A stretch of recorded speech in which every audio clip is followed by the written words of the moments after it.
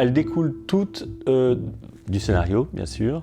Donc le scénario d'abord, en fait, et puis ensuite, tout de suite après, le storyboard. Le storyboard, c'est une espèce de réécriture du scénario, d'une forme déjà où évidemment, je me projette sur une image. Qu'est-ce qui va pouvoir raconter ce détail de ce dialogue ou de cette action, ou qu'est-ce qu'on a envie de voir pour raconter ça? Moi, je dessine des petites vignettes de storyboard très simples sur papier, et ensuite je scanne ça. Une fois que j'en ai peut-être une petite minute ou quelque chose comme ça, j'enregistre une voix dessus. Enfin, j'enregistre les voix, mais enfin juste en faisant une espèce de voix témoin qui joue, et ça permet de voir le timing du truc et voir si ça marche. J'avance comme ça, je crée quelques minutes, et puis au bout de quelques minutes, je mets un peu de son dessus, je mets un peu de bruitage, et peut-être même, une fois que j'aurai toute une séquence, je vais mettre une musique dessus carrément, puis je vais me dire, tiens, ça va pas, on va voir le rythme, tiens non, il faut couper un peu. Et d'une manière assez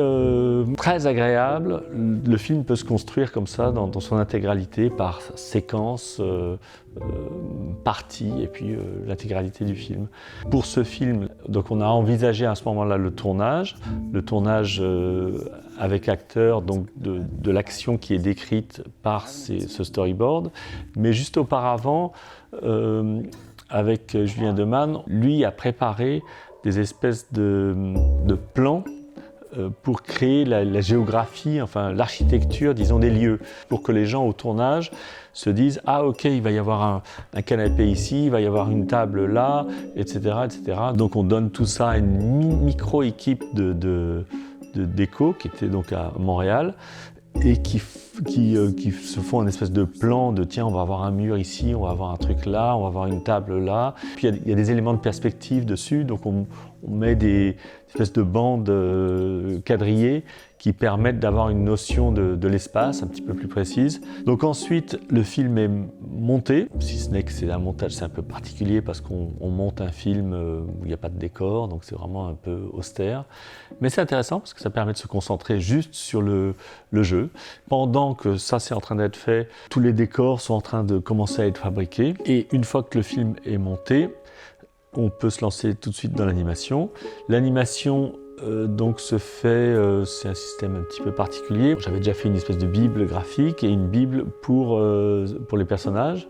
Et surtout, j'avais fait des sculptes de têtes 3D. En fait, les animateurs, à chaque fois qu'on leur donne un plan, ils ont la référence vidéo, les personnages évidemment, et les têtes 3D. Donc les têtes 3D sont posées sur les personnages, et c'est des têtes inexpressives, c'est des têtes voilà, comme ça, mais en 3D. Et on anime, donc c'est le mouvement de tête, comme je le fais là.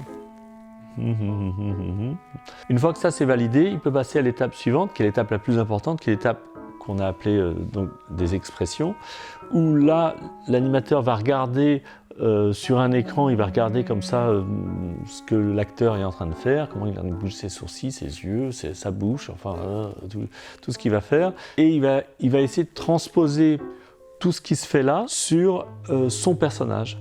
Il interprète ça comme il le sent. Si vous regardez la tête 3D, bon, bah, tu vas voir, c'est une tête 3D où chaque trait de base, de référence pour l'animateur est vraiment tracé, ça a été creusé. Et donc ça, c'est les traits constitutifs de ce personnage. Et c'est eux que l'animateur va animer, va leur donner de l'expression, va finalement lui donner vie. Pendant ce temps-là, les décors ont été voilà, un peu classiques. Je veux dire qu'on a vraiment fait du layout, de la couleur, etc. On passe par différentes étapes de validation. Donc voilà, une fois qu'on a tous ces décors, une fois qu'on a tous ces personnages, on passe dans l'étape peut-être la plus excitante pour moi, qui est celle du compositing, où on rassemble tout ça et on va fabriquer l'image définitive du film. Et même du piano. Je vais être franc avec vous. Il n'y a aucun avenir pour vous ici. Donc le compositing de la plupart des plans de ce film, c'est assez classique, anime.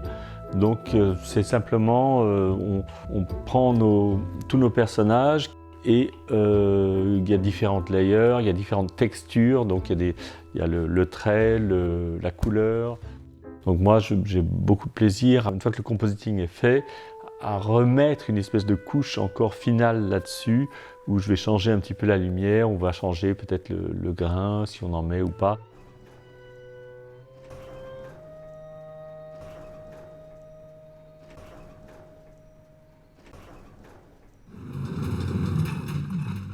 Et ensuite, il y aura encore l'étalonnage final, et puis la musique, le sound design, le mixage.